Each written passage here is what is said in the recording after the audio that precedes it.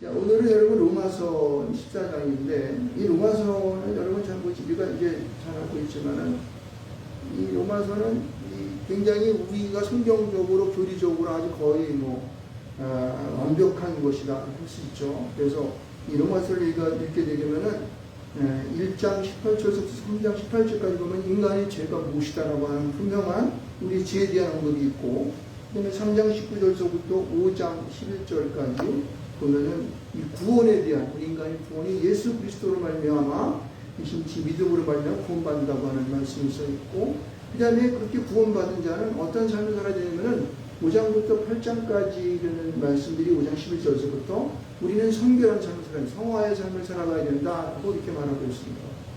그래서 그런 성화의 삶을 살아가는 모든 사람들은 9장부터 11장까지 무슨 말이 쓰냐면 우리의 주권이 주님께 있다는 거, 하나님께 있다는 것입니다. 믿으십니까? 그거예요. 자, 그러면 하나님의 주권을 가진 자, 하나님의 주권 안에 살아가는 자들은 우리가 이 땅에 살아가는 신앙의 생활이 어떤 삶이어야 될까 하는 거예요. 그래서 물론 근본적으로는 헌신된 삶을 살아간다는 거예요. 나 본인의 삶이 아니라 누구의 중심의 삶이에요? 주님, 하나님 중심의 삶을 살아간다는 것이, 이게 중요한 거예요.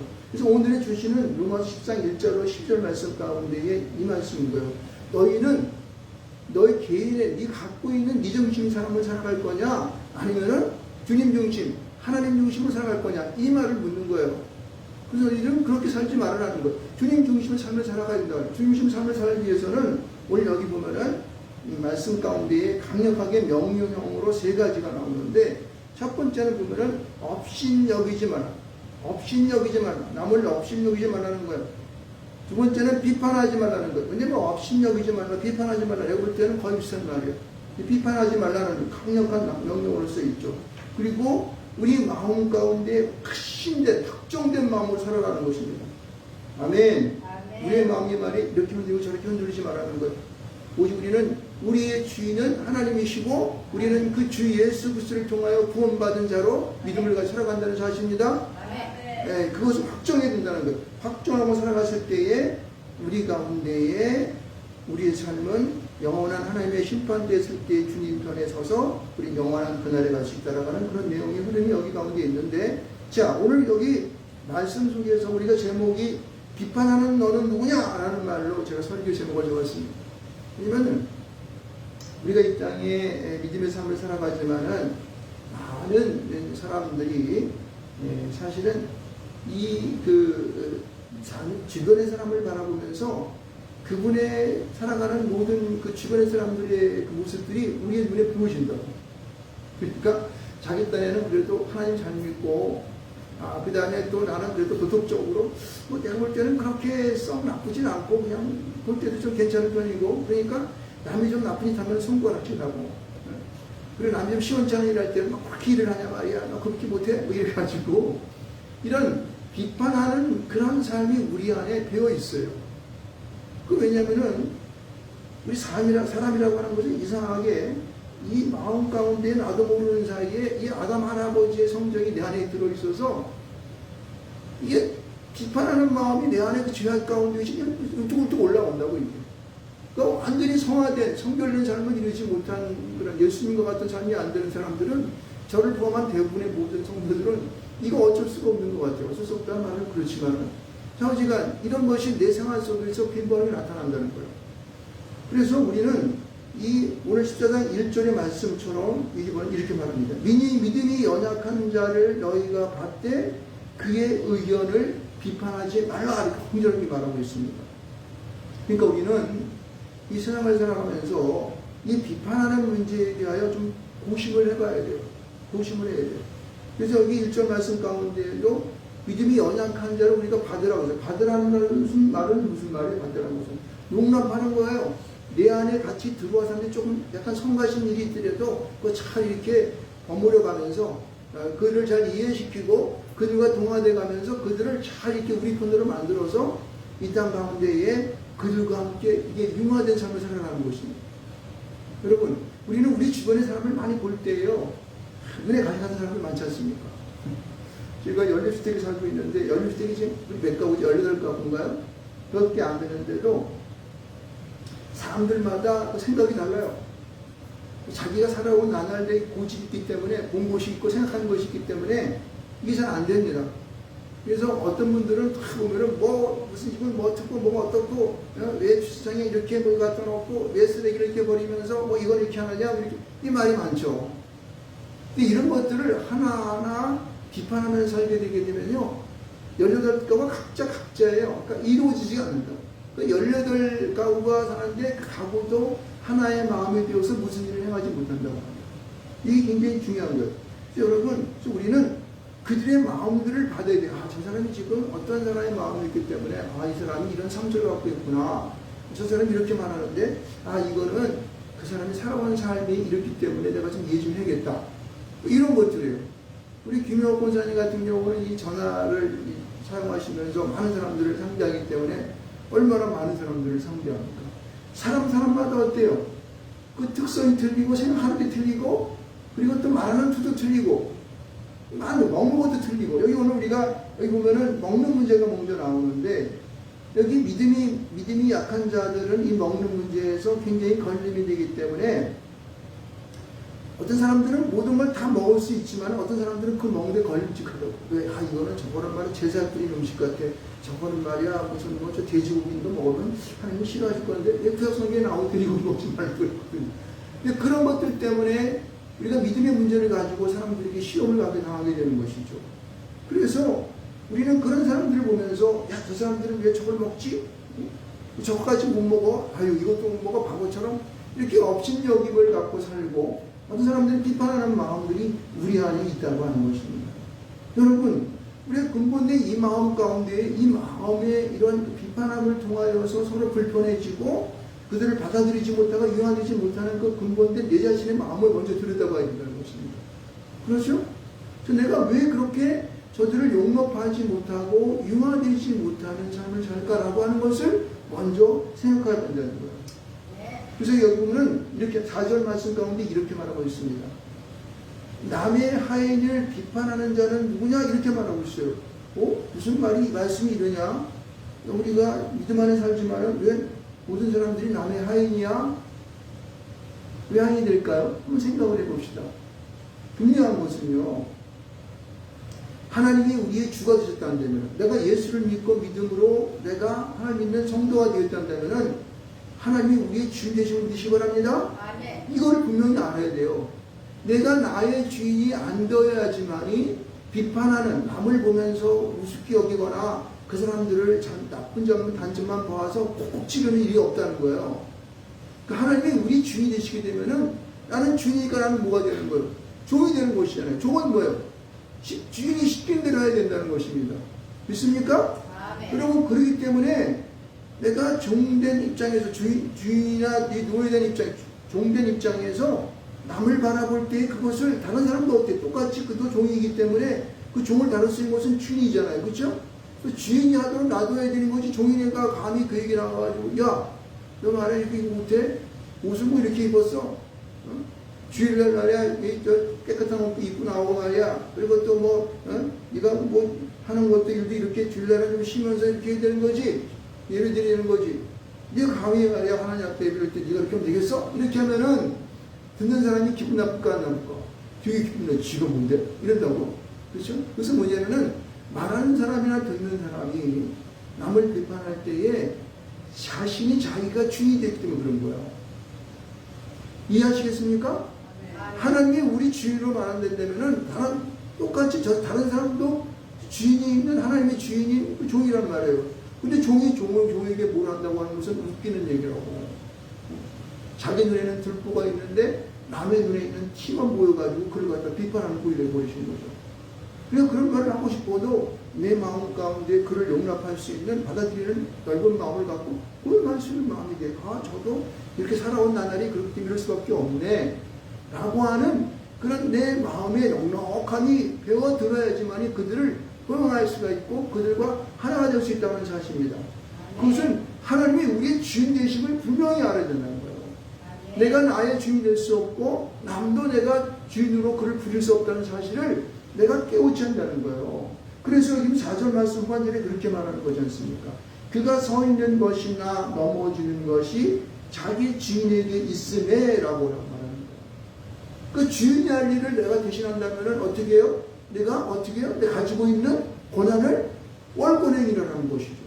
그러니까 다른 사람이 생각할 때도 그렇게 생각하는 거, 지가 뭔데 그렇게 된단 말이에요. 그럼 서로 어떻게 불화가 되고 마음에 꽁한 것이 묻히게 되고 나중에 싸움까지 벌어지고 나중에 살인까지 이어지게 되는 것이죠. 이런 것이 우리의 잘못된 것을 우리는 분명히 알아야 됩니다. 그래서 나는 하나님의 주님의 종이고 그리고 주님은 우리의 주인이신 것을 우리는 분명히 인식해야 됩니다. 그래서 여기 보면 이렇게 4절만 이렇게 말하죠.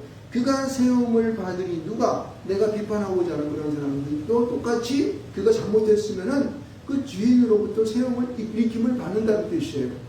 그러니까 내가 그것에 대해서는 관여할 바가 되지 못하는 그 상처가 되면 그리고 뭐냐 그를 세우시는 뭐예요? 권능이 주께 있다는 거예요. 그러니까 하나님의 권능이 주인의 예수 그리스도의 그 권능이 성령의 권능이 그분께 있는 것이지 내게 있는 것이 아닌 거예요. 그럼 우리가 뭐 이제 능력 많은 종님들 많지 않습니까? 그분들이 할 때마다 어떤 큰 그 부흥회를 하거나 어떤 세미나를 할 때 보게 되면은 그분에게서 나오는 파워가 대단합니다. 근데 사실은 그 파워는 그분 겁니까? 하나님 것입니까? 하나님 거. 성령의 역사가 그의 마음 가운데 그 심령 속에 들어가서 그의 말하는 것과 또 그가 나타내 표현되어지고 사람들에게 이렇게 스며드는 그러한 이런 권세가 하나님으로부터 나오는 사실을 알아야 돼요. 권능으로부터 하는 사실. 그리고 그거는 그분뿐만 아니라 우리가 일상적인 대화를 하면서도 내가 전도하고자 하는 사람이 누가 있다 말이야. 그러면은 그들을 바라볼 때에 그런 하나님의 권세가 나로부터 나오는 것이 아니라 하나님께로부터 나온다는 사실을 확실히 갖고 있다면 여러분 우리가 무슨 일을 할 때 전도할 때에도 부끄럽지 않고 그리고 내가 위축될 필요도 없이 당당할 수가 있는 것이죠. 할렐루야. 이러한 분명한 원리를 알아야 되는 거예요. 그래서 우리는 다른 사람들을 이 먹는 거, 여기는 먹는 것에 대한 문제가 먼저 나오는데 이것이 바로 하나님의 주인이시라는 사실을 분명히 인식할 때에 함부로 남을 판단하는 일들이 될 수 없다는 것입니다. 그분이 하신다는 거예요. 그래서 우리의 안고 일어섬과 우리의 세우시는 모든 것들이 그 주인으로부터, 주인인 그 하나님으로부터 비롯된다는 사실을 인식하고 내 마음에 아주 이걸 갖다가 인식하고 있으면은 우리는 어려움으로부터, 그런 비판하는 어려움으로부터 우리는 벗어날 수가 있는 것이죠. 특별히 먹는 문제가 먼저 우리 보면 1절부터 4절, 5절 우리가 쭉 계속 말을 하고 있지만은 이 먹는 문제 같은 경우도 그렇게 얘기하는 것이죠. 자, 두 번째는 뭐냐면 이 두 번째는 날의 문제가 날의 문제. 예, 이 보세요. 6절 말씀 보면 이렇게 말하고 5절 말씀 보면 이렇게 말합니다. 어떤 사람은 이 날을 전날보다 낮게 여기고 어떤 사람은 모든 날을 같게 여기나니 각각 자기 마음으로 확정할지니라 이렇게 말하고 있어요. 그러면 이것은 우리가 이제 중요한 것은 이 안식 문제가 참 문제되죠. 제가 이제 머리를 깎으러 이제 한 달에 한 번이나 한 달에 좀 보름에서 한 번씩 가는데 이게 그 이발소 사장님이 혼자서 이제 그 가게를 경영해서 막 30-40년 정도 하셨대요. 그분이 안식교 다니고 안식교 다니십니다. 친절하고 좋으시고 저한테 책도 줘가지고 제가 지금 책을 한 절반 정도 읽었는데 근데 그분이 이게 안식일의 문제거든요. 그래서 우리는 나는 그분에 대해서 그렇게 나는 뭐 이단으로 본다던가 안식교 다니는 사람을 이렇게 뭐 이단으로 본다던가 그걸 갖고 이렇게 잘못돼서 이렇게 비판하거나 이제 이런 것을 저는 이제 하지 않습니다. 왜냐면은 이것도 날의 문제가 되는 거거든요. 예수님께서 하나님께서 이 땅 가운데에 창세로 모든 것을 창조하실 때에 마지막 6번째 날에 안식하셨다 이렇게 말씀하셨잖아요. 그죠? 그래서 이 유대교 같은 경우에는 이 안식일 날 그들의 모든 예배를 하고 또 집에서 아무 일도 하지 않고 하나님께만 예배하는 일들을 행하는 것이죠. 근데 이제 우리는 이 개신교는 예수님께서 프로테스탄즘으로 이제 이 하나님 믿는 모든 이런 나라의 교회들은 이게 토요일 날이 안식일이 아니라 예배드리는 날 주일날을 갖다 우리 어떻게 해요? 주일날로 안식이라고 말하지 않고 예배드리는 날로 그렇게 하고 있다는 사실이에요. 다만 예배드리는 날이 이게 이동돼서 푸는 것이지 안식일을 안 지키면 죽는다 이렇게 되게 되면 어떻게 돼요? 그것은 그 사람 율법에 맞춰가지고 못 태어나오는 거야. 그렇죠? 그래서 우리는 이러한 날에 대한 자유함을 가져야 되는 거예요. 꼭 그날만 해야 된다는 것은 아니에요. 이것은 제가 이제 가만히 생각해 봤어요. 그럼 이 날의 문제, 안식일의 문제 이런 것들도 이게 만약에 유럽에 사는 사람들과, 그 다음에 미국에 사는 사람들과, 저 아프리카에 사는 사람들과, 이 아시아에 사는 사람들은 날이 똑같을까요? 틀릴까요? 틀리죠. 왜냐면은 날짜 변경전이 지구가 한 바퀴 돌 때 24시간이라고 그러는데, 이 해가 있으니까 해가 비치는 때마다 낮이고, 그리고 밤이 틀리잖아요. 그렇죠? 태양이 있는데, 이게 돌아가잖아. 돌아가면서, 어떨 때는 아시아에 낮이 되었으면은, 저 뒤에 있는 어떻게 해요? 미국에 있는데 밤이잖아요. 그죠? 그러니까 이 날이 틀리단 말이에요. 날짜가 틀리다고. 날짜 변경전을 넘어갈 때마다 날이 틀리기 때문에, 사람이 날을 경험이 틀려. 그러니까 이런 것은 그 위치에 따라서 변경이 되는 거기 때문에 이 날을 갖고 우리가 틀렸다 맞다고 하는 것은요, 이게 온전치 않다고 하는 것입니다. 믿습니까? 우리는 하나님 안에서 우리의 믿음에, 하나님 믿는 믿음. 여기 보면은 그런 믿는 믿음 가운데 내가 눈을 향하고 있냐는 게 문제인 거예요. 그래서 여기 말씀을 보게 되면 이렇게 해요. 6절을 보게 되면 이렇게 말하고 있습니다. 먼저 6절을 봅시다. 나를 중히 여기는 자도 주를 위하여, 그렇죠? 그리고 먹는 자도 주를 위하여 먹으니, 이렇게 말해요. 하나님께 감사하며 이렇게 얘기하는 거예요. 무슨 얘기냐면은 우리의 중심이 주를 향하여 있다는, 주를 위하여 한다고 한다면은 이것은요 문제가 안 된다는 사실이에요. 믿으십니까? 우리가 하나님께 예배하고 주님을 우리 예배 가운데 모셔드려서 그분의 우리를 위하여 십자가에 고난당하시고 부활하심으로 하나님 편하게 있다는 사실을 믿는 이 말씀 선포하는 이 광경이 주님과 함께 성령이 이 땅 가운데 우리 가운데 임재한다면은 그게 날이 무슨 상관이냐는 것이죠. 할렐루야. 그런 것에 갇혀서 우리가 올가면서 너는 나쁘다, 너는 옳다, 이렇게 한다고 하는 것은요 맞지 않다는 거예요. 여기 보게 되면 5절 후반절의 말씀을 빼놨는데, 각각 자기 마음으로 확정할지니라, 이렇게 말한다는 거예요. 이게 무슨 얘기냐면요, 이 확정한다는 뜻은요, 이게 흘러넘쳐가지고 흘러넘쳐서 이 가득 채운다는 뜻이에요. 이게 무슨 얘기냐면, 우리가 하나님 주님을 위하여 한다고 한다는 마음을 내가 감사함으로 내 마음을 넘쳐서 그 일을 향하면 된다는 거예요. 이게 올바른 표현인 것입니다. 그러므로 우리는 이 땅에서 사람들이 만들어놓은 제도와 자기 나름대로의 해석에 따라서 이게 우리 마음이 왔다 갔다 하면 안 된다는 거예요. 그래서 우리 믿음의 사실을 갖고 있는 우리들은 하나님 안에서 내게 주어진 그 하나님의 은혜를 쫓아서 내게 말씀하신 것을 갖고 말씀을 따라 내가 확정함으로 하나님께 나갈 수 있습니다. 아멘. 그런 자들에게는요 감사함이 따를 수 있는 것이죠. 아멘. 주를 위하여 진정한 마음으로 예배하는 자들에게는요 우리가 어떠한 것을 먹든지 그리고 어떤 날에 예배를 하든지 어때요? 우리는요 감사함을 할 수 있는 거예요. 그거예요. 여러분, 하나님을 믿는 자들에게 정말 중요한 것은 뭐냐면은 우리가 무슨 일을 하면서 내 마음 가운데에 감사함이 내게 일어나는 것입니다. 예배를 드리면서도 오늘은 나야 내가 무슨 일을 하고 무슨 일을 하는데 내가 저 앞에 예배 드리러 나와준 거야. 그래서 그 마음에 감사함이 하나도 없고 지가 기분 내는 것처럼 하거든요. 이러면 그 예배가 온전한 예배가 될까 안 될까요? 안 될 수 없어. 그러므로 우리는요 우리 중심 가운데에 우리는 내가 주를 위하여 주님께서 나를 구원하심에 대한 내 믿음을 갖고 주를 위하여 내가 예배한다고 하는 그 감사함이 우리에 넘쳐나시길 축원드리겠습니다. 그래서 여기서 이렇게 얘기하고 있어요. 7절과 8절을 읽어보면은 우리 중에 누구든지 자기를 위하여 사는 자가 없고 자기를 위하여 죽는 자도 없도다. 이 7절 말씀 갖고 시험 들으시는 분이 있을지 몰라. 왜 나는 나를 위해 사는데 나를 위해서 내가 말이야 살고 그것도 나중에 우리 새끼도 잘 키워가지고 내가 이제 언제나 이 세상을 떠나는 날까지 내가 나 중심 사야지 이렇게 한다면 그 사람은요 조금 힘들고 어려운 삶을 사는 것입니다. 자기의 마음을 비워야 돼. 그 비운 마음에 누가 와야 됩니까? 그 비워진 마음에 누가 와야 돼요? 주님이시. 8절 말씀을 우리 대답을 하는 거예요. 우리가 살아도 주를 위하여 살고 죽어도 누구를 위해 죽어야 돼요? 주를 위하여 죽는 거예요. 왜? 예수님이 나 같은 죄인을 위하여 십자가 못 박혀 죽었잖아. 그러니까 당신도 이제 성화의 온전한 삶을 살기 위해서는 그리고 하나님의 종된 삶, 그리고 하나님께서 주인된 삶을 살아가기 위해서는 내가 주를 위하여 살아갈 수 있는 그러한 믿음이 내 안에 있어야 한다는 사실. 이게 중요한 것입니다. 할렐루야. 그 주님을 위하여 한다고 하는 이 사실이 내 안에 확 이게 못이 박혀 있으면 확정되어 있으면요, 우리는요 살아가는 모든 것이 감사함뿐만 아니라 모든 것이 평안 가운데 있고 모든 것을 소유한 자 같은 삶을 살아가는 것입니다. 할렐루야. 네. 그래서 이분 이렇게 말하고 있어요. 주를 위하여 죽나니 그러므로 사나 죽으나 우리가 주의 것이로다. 이게 은혜 받은 자 그리고 믿음의 깊이가 있는 성결한 삶을 살아가는 그러한 주님의 주인으로 살아가는 자들의 고백인 것입니다.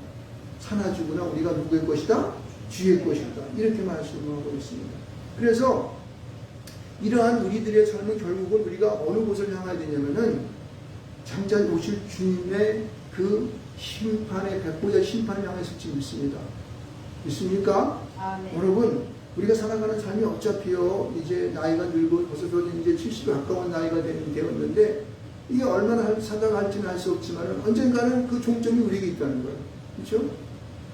그래서 우리가 살아가는 그 삶의 종착역을 향하여 하나님 주님께서 나를 부르시는 그 종착을 향해 달려가는 것인데 그 종착역을 달려가는 그 중간마다 내가 주를 위하여 산다고 하는 주님이 나를 위하여 십자가에 못 박혀 죽었다가 다시 살아나셨다고 한다고 하는 그래서 그 죽은 자와 산 자의 주님이 우리의 주인이 되신다는 사실이 내 마음에 확정되어질 때에 여러분들은 우리들은 이 삶 가운데에 비판하는 삶 필요도 없고 그리고 내가 어떤 공부한 삶 가운데 내가 이게 밀 수도 없고 그리고 내가 어떤 것으로 자격증이 있어가지고 내게 마음 아플 필요 없고 상처받을 필요 없고 우리는 어떤 세상에 사는 모든 것으로부터 우리는 어떻게 돼요? 자유해질 수가 있습니다. 모든 것으로부터 우리는 해방될 수 있는 좀 되시 바랍니다. 그것이 이 세상을 행복하게 살 수 있는 비결인 것이에요. 여러분 요즘 지난번 정권 때는 우리가 살아가는 우리가 갖고 있는 헌법 가운데 자유자를 빼버리려고 하더라고요. 깜짝 놀라가지고 큰일 났고 갑자기 나라가 이게 자유자가 빠지면 이게 이상한 나라가 되는데 이런 걱정을 했습니다. 물론 다행히 자유자가 안 빠졌지만 여러분 사람에게는요 우리 인간에게는 이성이라는 게 있고 그리고 자기가 가지고 있는 독특한 이익이 있기 때문에 그 자유를 빼게 되면 사람들은 속박받게 되는 거예요. 그 속박을 제일 심하게 하는 나라가 어디예요? 북한이야, 북한. 그 사람들 그 속박이 싫어가지고 우리나라로 도망해 오잖아. 사람들이 탈출해가지고. 중국에 있는 사람들도 우리나라 사람을 굉장히 부러워해요. 어떤 사람들은요. 그것 때문에 지금 많은 중국에 있는 분들이요. 그 나라에 대해서 주장한다고. 여러분. 이 자유라고 하는 이것을 굉장히 소중하게 여겨야 돼요. 근데 그 자유를 좀 더 깊이 들어가게 되면은 우리가 주님이 나의 주인이 되었을 때에 내가 주를 위하여 산다고 하는 그 마음의 자유함이 여러분들에게 느껴지기를 축원드리겠습니다. 이것은 물리적으로 세상 가운데 어떠한 이 법이나 그런 물리적으로 오는 그러한 자유를 속박하는 것이 아니라 영적인 자유함이라는 것입니다. 할렐루야. 그것은 우리 마음에 올 때 우리는 평안한 삶이 이루어지게 되고 이 세상에서 오는 여러 가지 제도나 어떤 세상에서 주는 여러 가지 우리에게 압박감, 물질적인 그런 어려움, 그 다음에 세상에 좀 모든 환경, 그리고 내가 살아갈 때 언제 죽는다고 하는 그 두려움으로부터 여러분 해방될 수 있는 것입니다. 이게 얼마나 좋은 거예요. 그런 것 해방될 때에 내가 이 자유함을 얻는다고 하는 것은요, 놀라운 평화가 우리 가운데에 넘쳐나는 것입니다. 이게 진짜 평화예요. 이상한 사람들은 평화주의자 이렇게 하는데, 그건 평화가 제대로 될 평화가 아니야. 하나님 안에서 하나님이 나의 주인이 되었을 때에 내게 오는 그 평화, 자유함은 이게 진짜 자유와 평화인 줄 믿으시기 바랍니다. 그래서 여기 보십시오. 언젠가는 우리의 생명이 다하여서 우리가 하나님의 심판대 앞에 선다고 성경은 말하고 있습니다.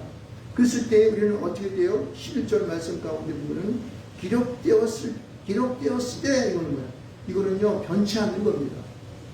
이게 쓰여져 가지고 문서로 쓰여져서 묻이 바뀌었다는 뜻이에요. 기록되었을 때. 근데 이런 거 하는 거예요. 그러니까 우리가 언젠가는 하나님 심판대에 서는 것이 이게 어째요? 우리에게 변개했습니까? 없습니까? 없는 거예요. 그 기록 변개되지 않는 그것 가운데에 주님께서 우리를 위해 십자가 못 박혀 죽으셨던 주님께서 말씀하셨는데 이렇게 말씀하시는 거예요. 내가 살았노니 모든 무릎이 내게 꿇을 것이요 모든 혀가 하나님께 자백하리라. 할렐루야. 여러분 여기 보면요 모든 무릎이 꿇는다고 하는 그분이 이 땅의 주인이시기 때문에 그렇습니다. 하나님이 이 땅에 창조하셨기 때문에 우리도 창조하셨기 때문에 그렇습니다. 그래서 그분 앞에 나가서 무릎 꿇을 때에 우리가 어떻게 이 땅 가운데에 내가 주님 중심으로 내가 주님의 것입니다라고 고백하면 살았냐는 것을 고백한다는 거예요. 내가 이 땅에 내가 지난주에 말씀드렸죠. 하나님께서 그 천국문 앞에 섰을 때 내가 너를 이 천국에 들어오게 할 이유가 무엇이냐 물으신다면 여러분 무엇이라 대답하겠습니까? 여러분 나는 이 세상 가운데 별로 그렇게 잘한 일은 없습니다. 칭찬받은 일은 많이 하지 못했지만 그런 애가 예수님을 나의 구주로 영접했습니다.